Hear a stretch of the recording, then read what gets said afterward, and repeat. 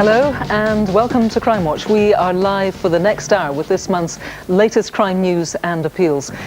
We're really counting on you to crack urgent cases from all over the UK, so let's see what you can help with. Martin is here with a fresh set of wanted faces. Thank you, Kirsty. Yes, those on the board tonight include Nicholas Bills, who was caught on camera stealing a diamond ring worth £6,000 from a jeweller's in Shropshire.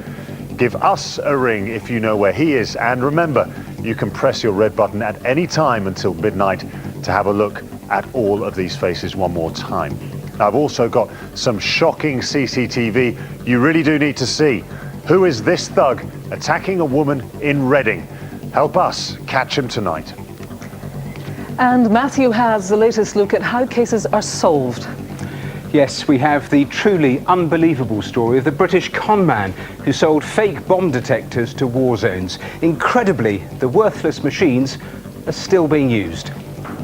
Upon X-ray, within that device, absolutely nothing was found. There were no working components, there were no circuit boards, no wiring, a completely empty shell. Now, earlier this month, the nation commemorated Britain's servicemen and women. One such veteran was 83-year-old Bill Edmonds from Lancashire. Bill lives a quiet life, alone in the house that he was born in. Hard to believe then that rather than respect and honour what people like Bill have done, someone has attacked and robbed him in his own home.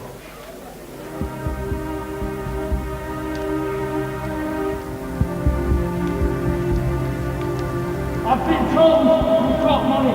Where is it? Where's the money?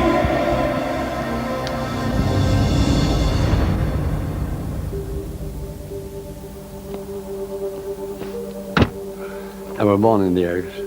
Well, there were three lads in the front bedroom, and then mother and dad in the one outside.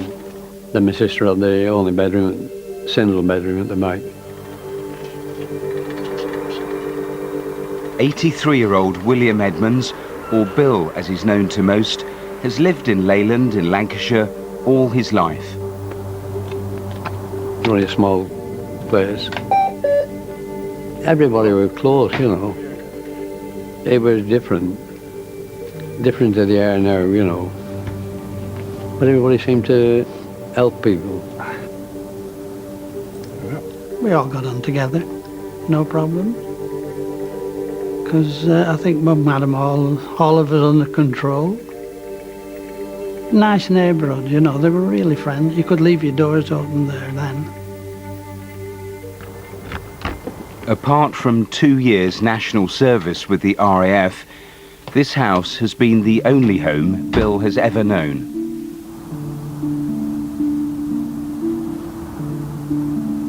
Well, I've been in the bedroom, made the bed, and then gone downstairs.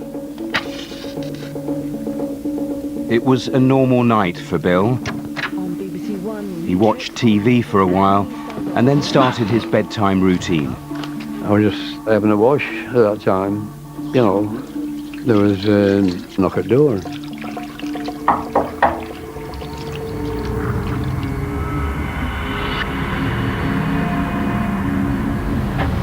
Well, I came down and I thought he was next door. Try on the door.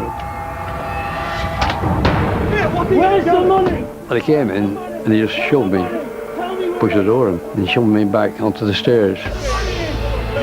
He was a big fella. I mean, I'm no weedy like, but he was big. Where is it? Where? He dragged me out, got over my feet, and just dragged me into the lounge. He really was just brute. As Bill tried to fight back, his attacker became even more ferocious. I was trying to roll him over and me get up top sort of thing. I started using my feet, and that's when he just got the knife out and stuck it in me. I've been told you've got money. Man, Where's the money? no money. Where I is live on a pension. I know it was going to be worse if it weren't taking upstairs for money. Tell me now. And that's when he put the knife at the back of my neck. Move it, get up. Not pushing it in like. I can feel it being pricked like back of my neck. So that's when I crawled upstairs. Don't upset him, do you? Try not to. Because I think he would have done it. You know, it wouldn't have bothered him, I don't think. Get up the stairs now! Move!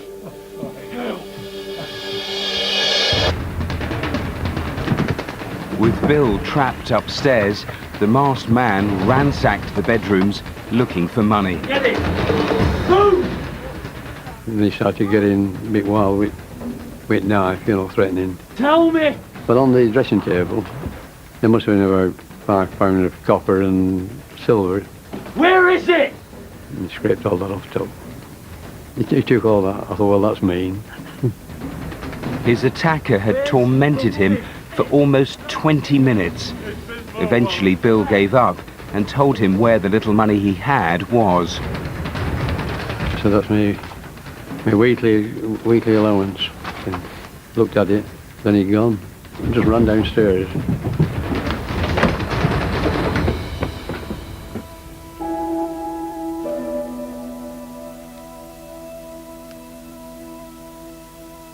Police emergency. Go ahead, caller.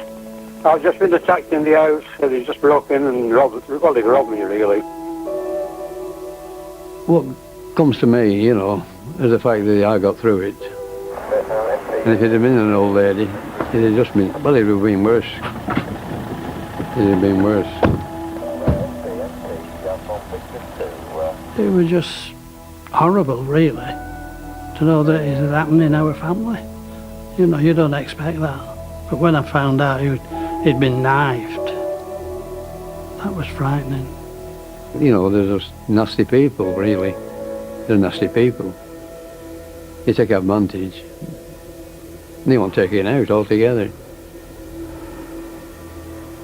Nasty people indeed. I'm joined now by DC Karen Johnson.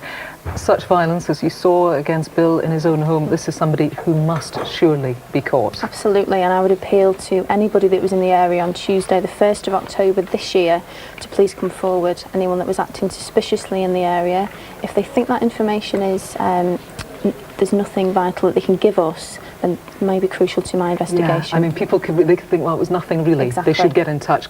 Just remind us about what the attacker was wearing. We know he's wearing a black coat. It's been down to his knees. He's also been wearing a black balaclava. He's 6 foot tall, stocky build with a local accent, and he has a knife with him. Yeah. Now, Karen, you said just before we came on air, I don't know if it's one interesting call, a couple of interesting calls, something important that happened earlier this week. It did. Somebody has rung anonymously to give us some crucial information to this investigation, and I really need that person to please call back in this evening. OK, for now, thanks very much. I should add, there's a £3,000 Crime Stoppers reward for information leading to an arrest and conviction. If you can help, please do call now. Speak to Karen and her colleagues. They're here to take your calls. 0500 600 600. Let's go to Martin. Well, we start our wanted faces with Stephen Ross. Detectives need to trace this man in connection with the murder of Sean Humphrey in Glasgow at the end of last month. 26-year-old Ross, who has a Glaswegian accent, has a birthmark on his left arm and a large scar on his left wrist. He may also be suffering from an injury to one of his hands. He has links to Blackpool. Ross should not be approached, so if you see him or know where he is, just call 999 immediately. Next is Lerone Boy, also known as Junior Mohammed Balagan. Police urgently need to find him after he escaped from a secure mental health unit in London last month. 27-year-old Boy was jailed for 28 years for murdering a teenager. This CCTV shows Boy running away just moments after he escaped. He has links to the Ilford area of London, a horseshoe-shaped scar on his right cheek, and a gold tooth with a diamond embedded in it. He also has the image of a hand with the words, "Only God can judge," tattooed on his right forearm. There's a reward of up to £15,000 for information leading to his arrest. But he is considered to be dangerous, so if you see him, contact the police straight away. Number 3 is Jigar Sadek. Detectives want to trace the 27-year-old in connection with an incident during which 3 people were injured with a knife in a nightclub in Bournemouth. One of the victims was slashed across the face and needed 50 stitches. Sadek, who has this tattoo, possibly of an angel, on his left hand, is originally from Iraq. He's also dangerous, so don't approach him, just call 999. And lastly for now is Jason Elton John Waller. Yes, that's right, Jason Elton John Waller. He's a convicted paedophile who has broken the terms of his release. 37-year-old Waller, who also uses the names Jason or John Collins and John Collier, has a tattoo of a scroll featuring the name Joanne on his left arm. He's known to live a nomadic lifestyle and often travels around on a bicycle. He has links all over the country, including Devon, Kent, Cardiff, London and Guildford, and he speaks with a West Country accent. Now, all of tonight's faces are on the website, and you can see them again by pressing your red button. Thanks, Martin. Now it's time for a quick roundup of the latest crime news. Last month, we had the latest on the Madeleine McCann investigation. The 3-year-old vanished, of course, from her holiday apartment in Praia da Luz in Portugal in May of 2007. As I opened it a bit, I kind of looked into the room. And I guess I was looking at Madeleine's bed and I couldn't make her out. And it was literally at that point, the curtains that were closed just kind of whoosh. And then I could see that the window had been pushed right over and the shutters were up. So I kind of knew straight away then that Madeleine had been taken.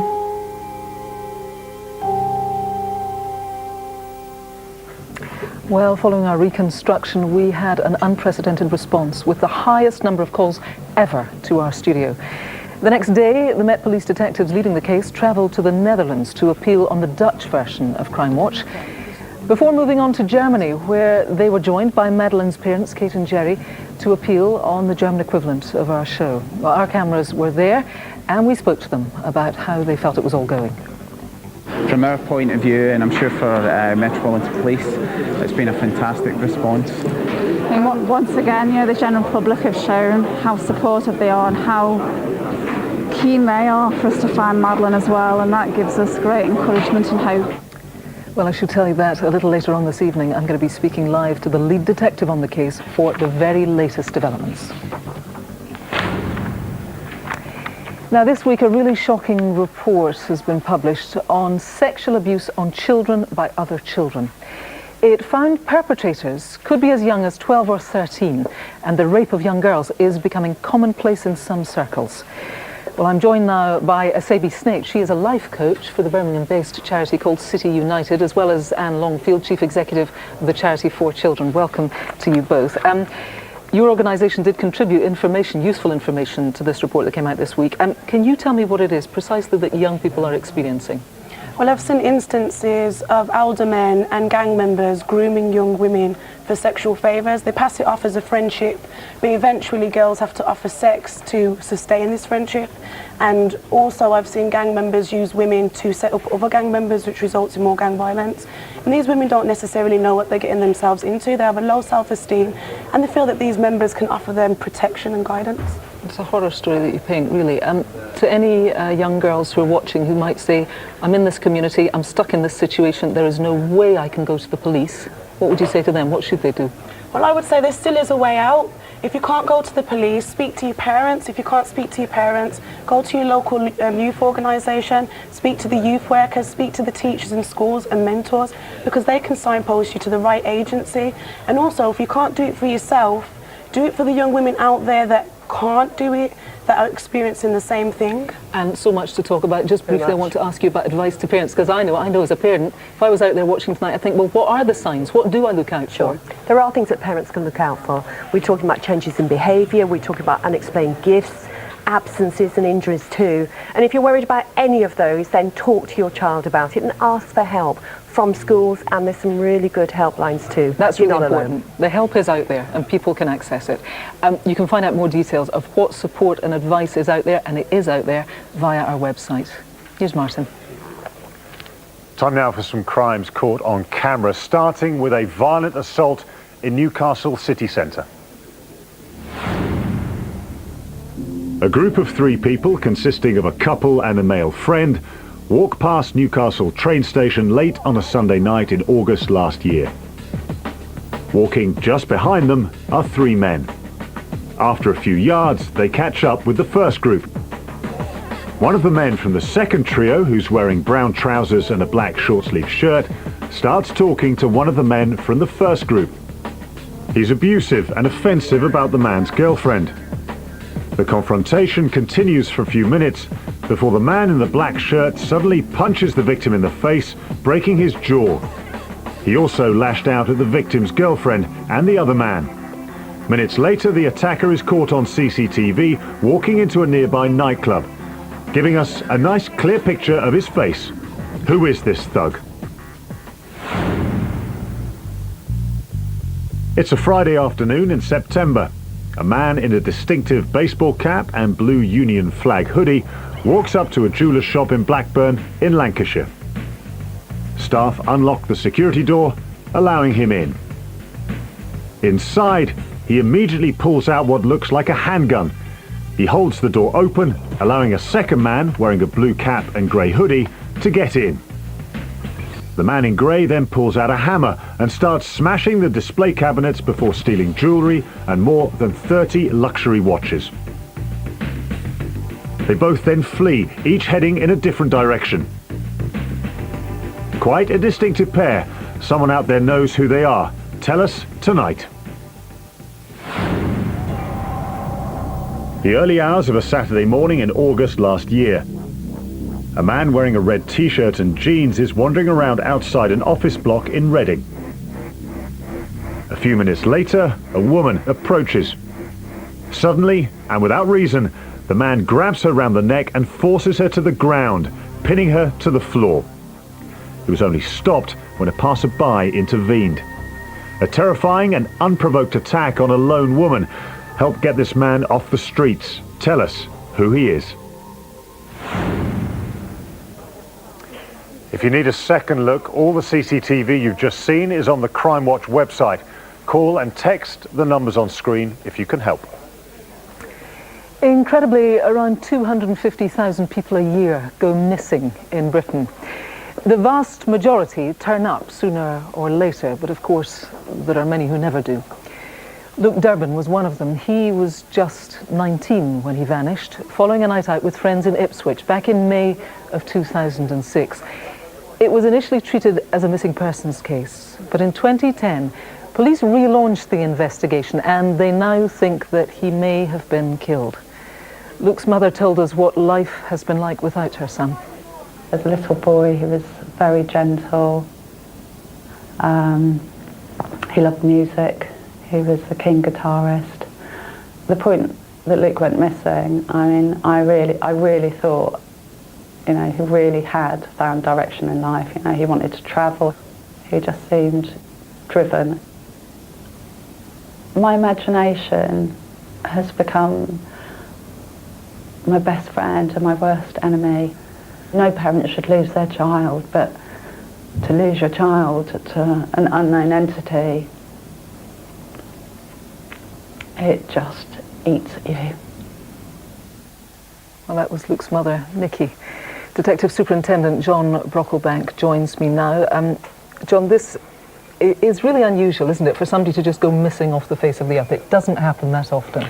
It is, Kirsty, yes. It's a mystery, really, albeit we can't rule out that Luke hasn't left of his own volition. Sadly, we think that he may well have been taken and held against his will and possibly unlawfully killed.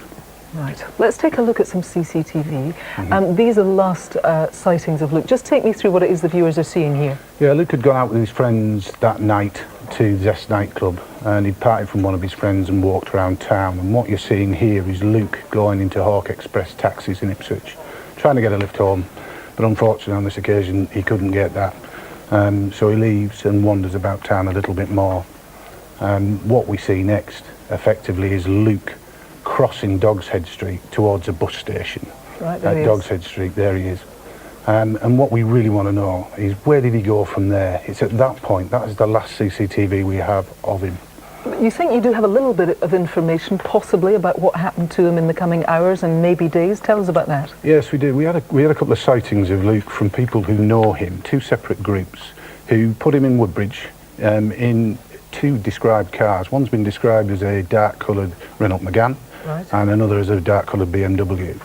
And he's been put in that car with either one or two black men. And you think there are maybe some questions that this, perfectly nice young boy has maybe fallen in with the wrong crowd. And interestingly, importantly, some activity of somebody using his name and date of birth and stuff. Tell me about that. Yes, there is a chance that he may have been in some sort of debt, having gotten in with the wrong crowd. And in August of 2007, somebody's used his name and his date of birth in a computer-related fraud. And that email address was used, and it was in the Brixton area of London. Who used that? Okay, for now I'm going to stop you there, running out of time, John. Thank you very much. Clearly a very difficult time for Luke's family, obviously. Well, we can now speak to two people who know, well, I'm afraid, all too well about the pain and suffering felt by those left behind. We're going to talk now to Peter Lawrence, whose daughter Claudia went missing back in 2009. You'll remember she's a chef.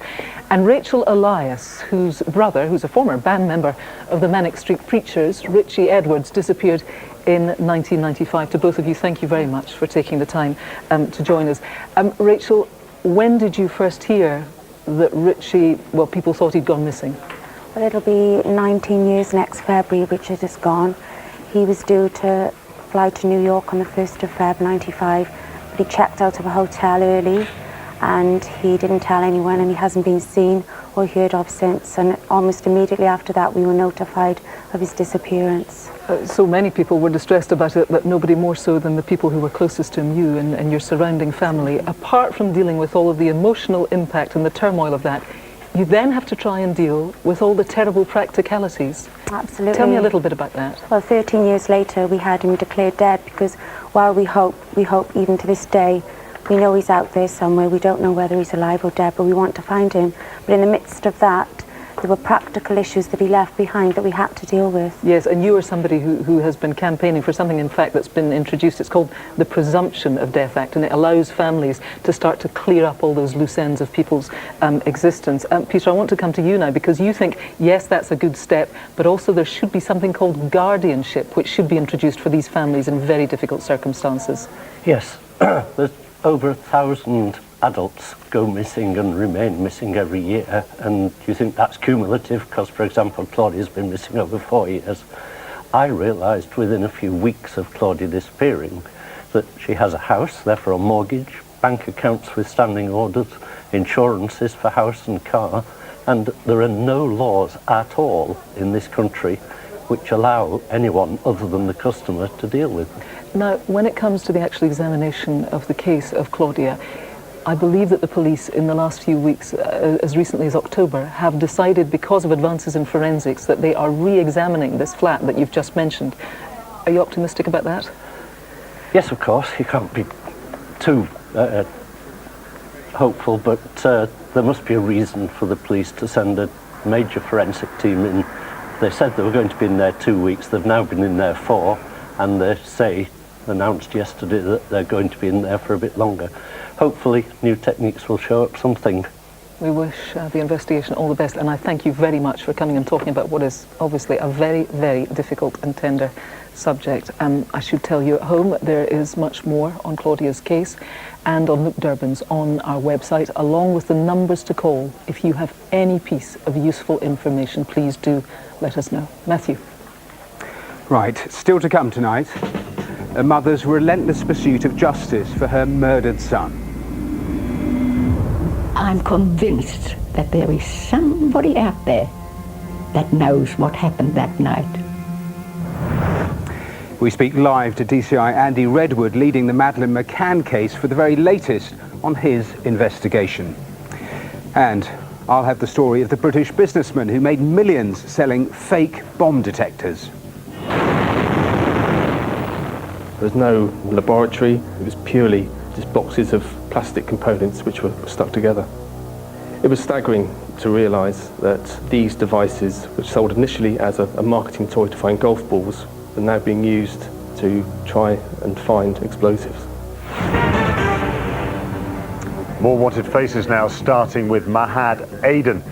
Police want to trace the 31-year-old in connection with the attempted murder of a woman in September. The victim was left for dead in a car park after being stabbed in the chest. Aden has links to Coventry. Next is John Mark Maguire, who also goes by the name John O'Sullivan. The 38-year-old is wanted for a recall to prison. He was originally convicted of murder in 1992 when a man died after being tortured and homemade petrol bombs were thrown at him. Maguire, who has links to Cheshire, West Yorkshire, Coventry and North Wales, is a tattoo artist and likes to play the guitar in pubs. He also has a medical condition for which he may have sought treatment. He's considered dangerous, so if you see him or know where he is, call 999 straight away. Number 7 is Arish Mahmood Mohammed. Detectives want to find him after a teenage girl was sexually assaulted in Nottingham last year. The 27-year-old also has links to Hampshire, Cardiff and Doncaster. And finally tonight is Nicholas Bills. This CCTV shows him helping himself to an antique diamond ring worth more than £6,000 from a jeweller's shop in Bridgnorth in Shropshire. Detectives from various police forces want to speak to him about this theft as well as a series of similar offences. 42-year-old Bills has a black country accent and links across the West Midlands, Staffordshire and Gloucester. He should not be approached, so if you see him, just call the police. So call and text on the usual numbers if you recognise any of tonight's faces. Now let me introduce you to Thelma. She is 83 and has waited until now to give her first ever television interview. She's spoken to Crimewatch because she is determined to see justice in her lifetime for the murder of her son Christopher. This weekend will mark the 17th anniversary of 30-year-old Christopher Lombard's death. He was working as a doorman at a nightclub in Ilford in East London when he was shot 4 times in cold blood.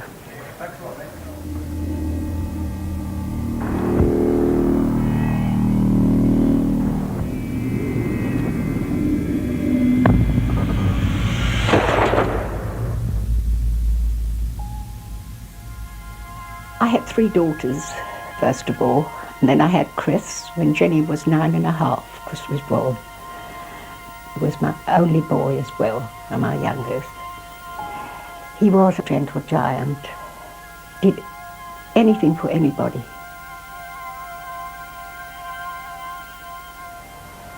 This building in the centre of Ilford is a local landmark. It used to be a cinema, it's now an Indian restaurant. But back in the 90s, it was a well-known music venue. And it was on a popular club night in December 1996 that this building became a major crime scene. Christopher Lombard was working on the door of the Island nightclub, along with his friend and boss, Albert St. Hilaire. Chris was a big lad. He was about 6'4". He was very kind. You know, he wasn't an aggressive person or anything like that. He had a beautiful nature about him. Hello. How you doing? Listen, you might as well move in. We looked after one another and protected one another. And we was like a little mini family, basically. The venue was hosting a music night called Jungle Mania. Clubbers had come from all over the UK. Hundreds of people would have been there. People was just enjoying the night, really. So the turn of events and what eventually took place was unexpected. Post. At 3 a.m. the club was full and the doors were shut. We knew that there was people outside. We couldn't see out properly because even though the front doors were glass, we couldn't see.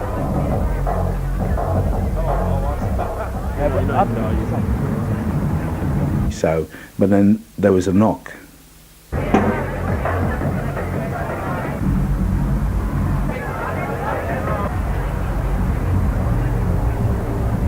And it was that point, then I heard a shot went off.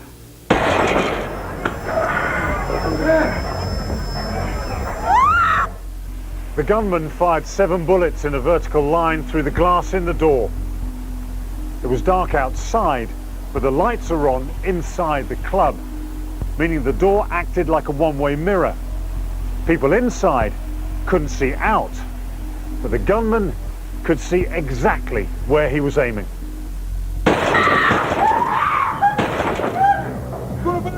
And everyone at that moment started running around, well, trying to get away. My adrenaline was just pumping all over the place, and I was more interested in everyone else's safety. Christopher was hit twice in the head, as well as in the chest and arm. Albert was shot in the back, the bullet just missing his spine. My brother and sister-in-law knocked on the door, and she asked me if I had any brandy. And I thought, what's going on? And they told me that Chris was shot. Almost killed me.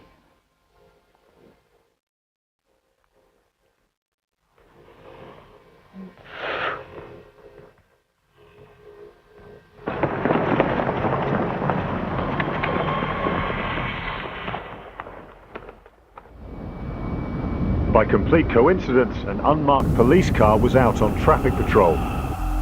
The officers weren't aware of the shooting that had just taken place, but their camera captured the seconds immediately after the shots were fired.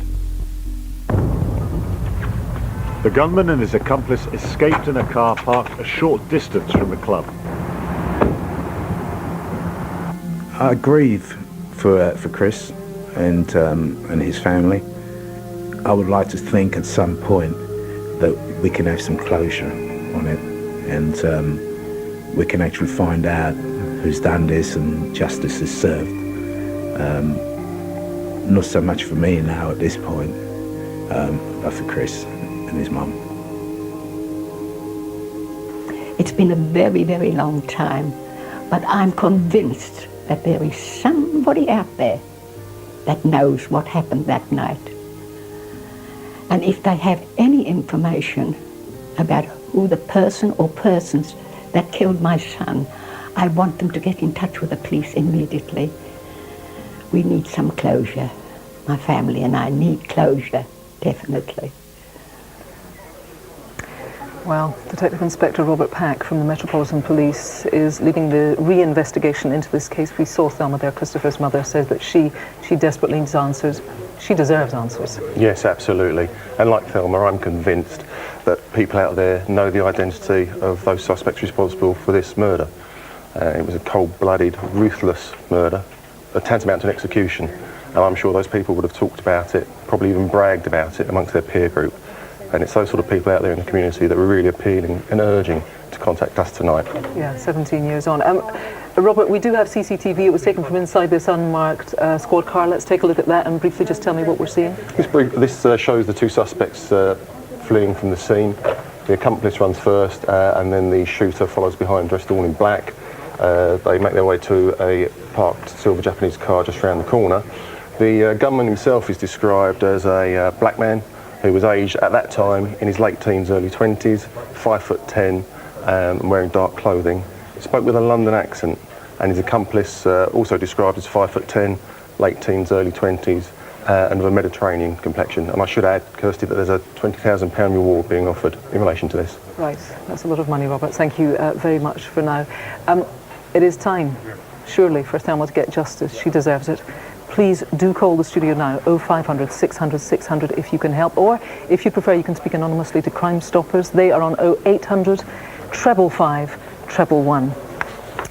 Now, we talked earlier about, well, really the shocking levels of violence being carried out, sexual violence against children by other children. Now that has highlighted the problem of rape among young people generally, including men. In fact, in many parts of Britain, around 8% of all rapes reported to police are from male victims. But the actual number of cases is likely to be much higher because men find it particularly difficult to report sex crimes. Well, in response, Hertfordshire Police has launched a campaign called Operation Fortitude to encourage men to get help. And DC Gemma Badat from the force is here. Thanks for joining us. You are particularly right now investigating the rape of a young man in Watford. He decided to come forward. Can you give us the details of his case? That's correct. It was a devastating attack on a male who was on his way home from a night out in Watford on the 22nd of June at approximately 3:30 in the morning. He's made his way along Rivenhall, down toward Rivenhall Park, where he's been approached by two males. One of the males has tried to take his mobile phone, whilst the other one has then forced him to perform a sexual act. Right, now we have a couple of important bits of CCTV footage of men that you want to talk to. Yes. Let's look at the first one. It's at a BP garage where, and just describe what we're seeing. That's correct. So this is the BP garage on Wigan Hall Road in Watford, and you just see the man who comes into shot who appears to be carrying a shovel. Now there is one more bit of CCTV. This was taken around 4:30 a.m. Where is it and what are we seeing? Here at the moment we see the male walk along King Street towards a Tesco Express on the High Street in Watford, and we see two males here. One of them has taken the victim's mobile phone, whilst the other one is trying to force him to hand over cash at the cash machine at Tesco Express. Okay, and we can get a pretty good look at what they're wearing. People can look on the website to get a more of a detailed look at what they're wearing. Obviously a horrendous ordeal for this young man. Maybe understandably, he just felt he couldn't talk to us in an interview, but his mother wanted to talk to us. Here, her words are voiced by an actor. My son would never have been walking home in that area if he hadn't have thought he was safe. And to find out that there are people that are around that do this sort of thing and could actually do it again is really, really scary. He wasn't a one-off. It does happen, but lots of people, if it does happen to them, they don't report it. And I think my son has been very, very brave, and I am very, very proud of him to have reported it. Well, it'd be fair to say that male rape is very rarely talked about, but of course it does happen. The effects can be devastating. Duncan Craig is the founder of Survivors Manchester. He himself is a survivor of rape. It's difficult, we know because we've talked about it for years, very difficult for women to come forward. Do you think it's particularly difficult for men to come forward? Yeah, I mean, I'm a survivor myself of sexual abuse and rape, and I was assaulted by a member of the local community, and I kept it quiet for about 15 years, and that's to do with the fact of the shame that I carried, that it was my fault. Yeah. And I think that's what most men feel themselves, and it's that shame that I think that we have to get rid of in society.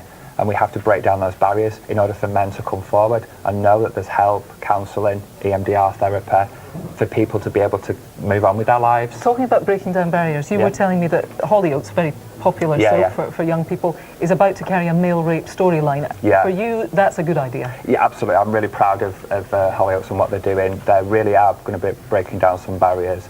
And especially to the audience, to young people. I think it's really important, and I think things like this have to happen to ensure that people can come forward and can get help. Well, thank you very much for speaking to us tonight, and Gemma, thanks to you as well. If you can name those two suspects that we saw in the CCTV in that Watford rape, then please do get in touch with us. It's all the usual numbers, and of course, if you've been a victim of crime, lots of organisations to speak to, including the Victim Support Line. They're on 0845 30 30 900. Over to Martin. Now, they say the pen is mightier than the sword, and we start our next batch of CCTV with a somewhat indecisive bank robber in Tyneside who seems to agree. A Friday afternoon in March in Wallsend. A man in a dark hooded jacket walks into a branch of the Nationwide Building Society. He approaches the counter but seems to change his mind and leaves a few seconds later. He's soon back, and this time sporting a lovely striped hat. Again, our nervous robber doesn't hang around. But here he is again. Could it be third time lucky? He's feeling brave, and there's no hat or hood this time. But what he does have is this note, which he presents to the cashier, threatening he has a gun and will shoot her unless she hands over cash. Inside a bookie shop in Burton-on-Trent on a Saturday morning in June. The cashier is checking his phone as a customer sits nearby. Suddenly, two oddly dressed men burst in. One squirts pepper spray in the cashier's face and at the customer, while his mate jumps over the counter and empties the tills. They were in and out in a matter of seconds and stole almost £500. Now it's a fair bet someone knows them. Tell us, who are they? Inside a branch of Barclays Bank in the Llandaff area of Cardiff on a Wednesday morning in July last year. A security guard who's making a delivery walks in carrying a cash box. While he's inside, a man wearing jeans, a black padded jacket and a cap hovers near the door, seemingly on his phone. As the security guard brings in another container, the man in the cap lunges at him, trying to grab it. But the would-be robber seems more concerned with covering his face than grabbing the cash. It's a bit late for that. He flees empty-handed, leaving the security guard shocked, but luckily unhurt. Who is this thwarted thief? If you can help with any of tonight's CCTV, please get in touch in the usual ways. And of course, it's all online. Now, this man over here is John Kennedy. The father of two was stabbed after a fight at an East London pub back in February of 1997. His case was well known at the time because his brother, Jade Jones, was in the boy band Damage.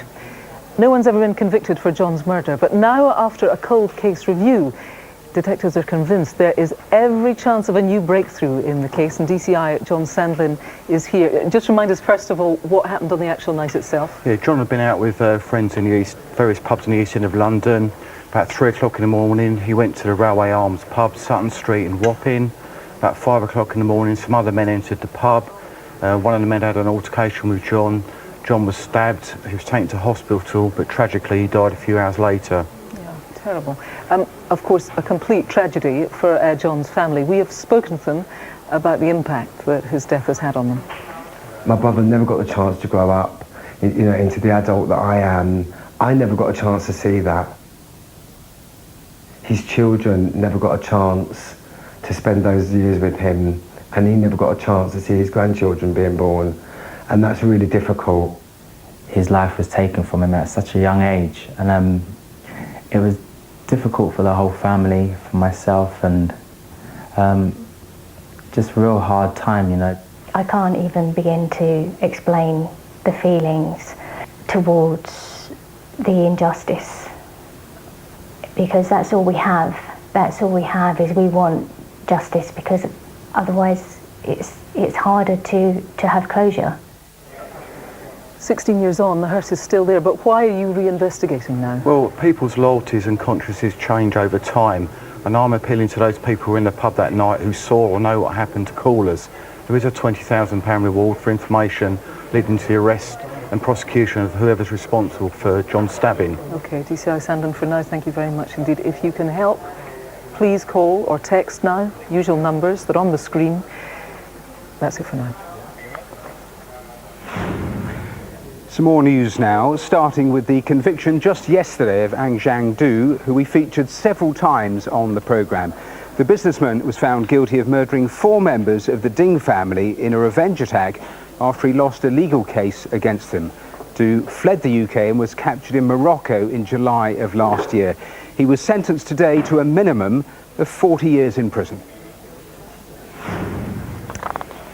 Now, earlier I updated you on the response to last month's special Madeleine McCann appeal. Well, we can now speak live to DCI Andy Redwood. Of course, he's the lead detective on the case. He joins us from the actual incident room itself in Belgravia in London. Thanks for joining me and taking the time. Can you tell me a little bit about the response and how it's impacting on the investigation? Well, it's been an absolutely fantastic response, Kirsty. Over 3,500 calls, texts and emails. Some really interesting new information, people in Prada-Luz or in the area at the time. Since the programme last month, the Portuguese police have announced that they are reopening their investigation, and as recently as yesterday, the head of the Met Police said that he thinks there should be a joint investigation. Do you think that's important? Well, it's very important to us that the case has been reopened, and over the coming weeks and months we're looking to develop further our relationship with the Portuguese police and authorities, and hoping jointly to work together in a focused and determined way to find out what has happened to Madeleine McCann. Andy, can I just ask you briefly, there was coverage of somebody who was described in the press as a prime suspect who had since died. Can you tell us anything about that? Well, there are a number of really important lines of inquiry that we are following up at the moment. Lots to do, but this evening, Kirsty, what I'd really like to do is to thank the public for the huge and continuing help that they provided us. OK, I'm sure you'll update us as the investigation progresses, and we thank you for taking the time, Andy, to talk to us tonight. Now, on Monday, we once again saw the devastating effect that bombs are still having on the lives of the people of Iraq.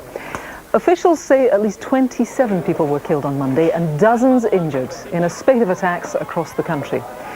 Detecting these explosives before they kill is obviously a top priority. Well, back in 2006, one British businessman saw the chaos in Iraq as an opportunity to sell a detection device that he claimed could help them find anything from drugs to bombs to even missing people. But as Matthew reveals, his seemingly miraculous device was just too good to be true.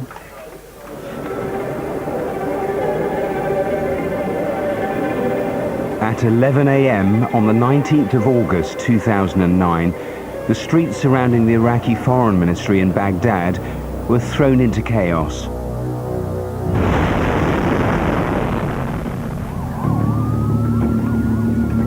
A massive truck bomb had been driven through security checkpoints and detonated. More than 90 people were murdered and hundreds maimed. Just one example of an unrelenting wave of attacks, which at their peak were claiming around 3,000 lives every single month. The country's government was desperate to find a way of stopping the terrorists. Stepped forward a British businessman who said he had the solution. He was marketing this device, which he claimed could detect anything from car bombs to hand grenades. In 2001, 45-year-old James McCormick had seen a gap in the market following the 9/11 attacks and had begun to develop a new type of bomb detector. It took 5 years, but by 2006, he developed a device he named the ADE-100. McCormick claimed the machine could detect anything from drugs to explosives. But how did it work? He would get a piece of sampled explosive, put it in a jam jar, along with some sticky dots. Over a week, the vapour from the explosives would permeate and mix into the sticker, and it would then start to find explosives. For the next 3 years, McCormick worked to adapt his product, giving it a glossier look and making even more outlandish claims in his adverts. It had a proper carry case, it had some programmable cards, he would have a booklet explaining how it would work. He'd offer training programs. McCormick said the new model, the ADE 651, was being manufactured in high-tech labs in the UK. The devices seemed to have even more impressive detection capabilities, and by 2007, he'd managed to negotiate a major deal with the Iraqi government. These devices were used throughout Iraq, particularly around Baghdad, on all entrances and exits in and out of the Green Zone. The Green Zone was meant to be the safest area of Iraq during the Troubles. He sold, we believe, in excess of 6,000 units. They ranged in price from £3,000 or £4,000 per unit up to £30,000 per unit. And we believe this netted him at least £38 million worth of sales. McCormick claimed the detector was powered by static electricity generated by marching on the spot. Unsurprisingly, it wasn't long before some serious doubts were raised about the effectiveness of his machines. As the bombs continued to pass through checkpoints undetected, coalition forces who themselves weren't using the device had serious concerns. We were contacted by both the British and American military who had seen the ADE 651 being used. They had them examined, and upon X-ray within that device, absolutely nothing was found. There were no working components, there were no circuit boards, no wiring, a completely empty shell. When detectives visited the offices of McCormick's company, ATSC, they were surprised by what they found. Well, we were expecting a factory production line of these devices in sanitized conditions, but there was no laboratory. It was purely just boxes of plastic components which were stuck together. But it wasn't the fact that McCormick seemed to be assembling his high-tech product here in a rented office in Somerset that led to his arrest, but this single piece of paper uncovered by police during their search. A receipt for an American gimmick, a novelty golf ball finder costing less than $20 each. It would be the key to unlocking the entire investigation. This receipt was for 100 golf ball finders, which McCormick had purchased from America. With your new Gopher golf ball finder, you may never lose a golf ball again. He would remove the sticker, he'd put his own sticker on it and call it an explosive detector. It's jaw-dropping that they're just exactly the same. It was staggering to realise that these devices, which sold initially as a marketing toy to find golf balls, are now being used to try and find explosives.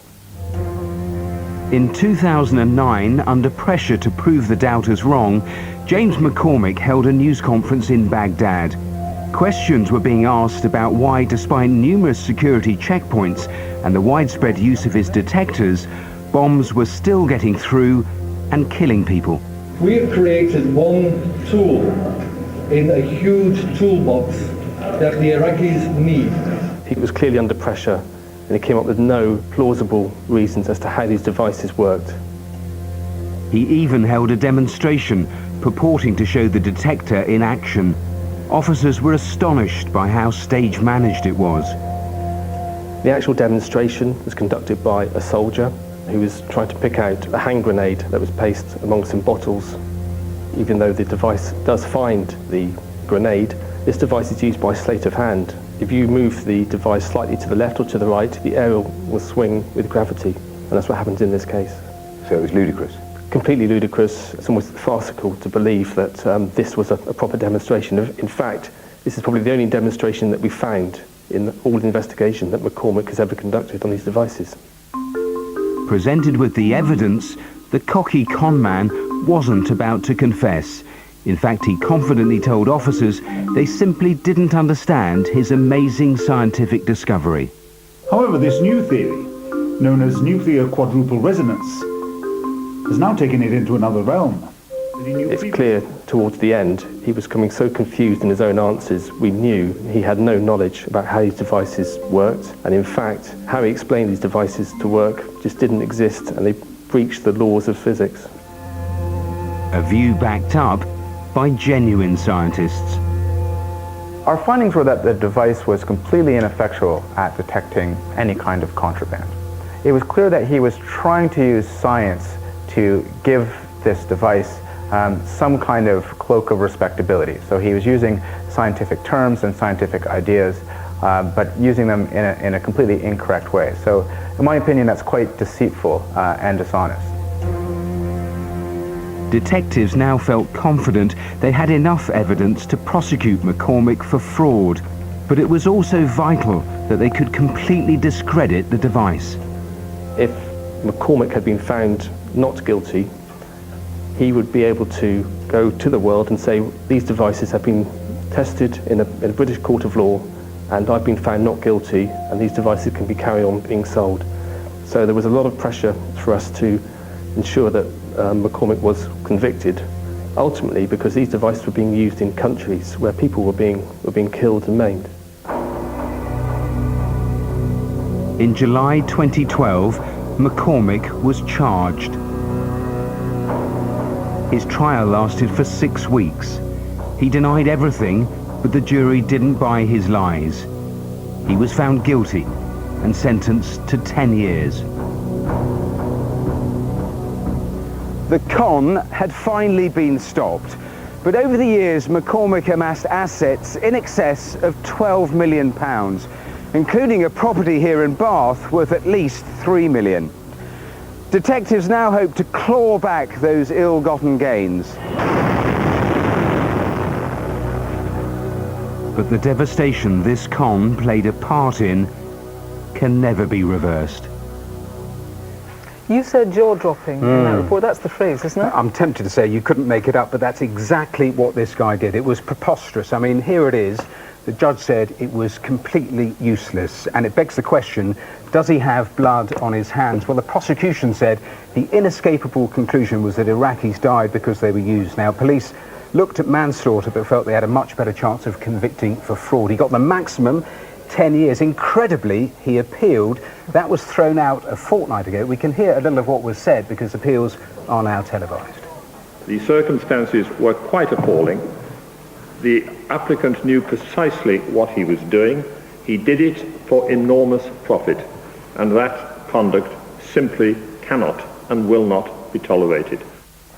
Matthew, it's terrifying these things are still being used in part. They are, despite Iraqi promises to scrap them. They've only done that in 2 provinces. It's a murky picture because millions were spent bribing senior officials in these countries. In Baghdad, the former head of the bomb squad, General al-Jabiri, has been jailed for corruption linked to these contracts. There's a mixture of embarrassment they were taken in and denial. The Iraqi Prime Minister in May was still insisting some of these things actually worked, which is nonsense. So detectives are going after his assets, governments are going after him in the civil courts, so the legal process hasn't finished with James McCormick. Completely fascinating, Matthew. Thank you very much. Right, time for a last quick update from Martin. Now, if you remember that reconstruction we showed you, that brutal aggravated burglary in Leyland where poor Bill got attacked and stabbed through the hands, well, we've had lots of calls on this. Several names have been suggested, 2 names of particular interest to the police. Some very kind callers have offered to replace that money, but of course what we really need are names for that suspect. Right, that's everything for now, but remember, all of tonight's appeals are on our website, of course, and the phone lines are open until midnight tomorrow. We're going to be back again tonight at 10:35 p.m. after the news with the very latest on, I think, well, it's been a very busy night tonight. Viewers in Northern Ireland are going to see us at 11:10. Thanks for calling. Do keep calling. Bye-bye for now.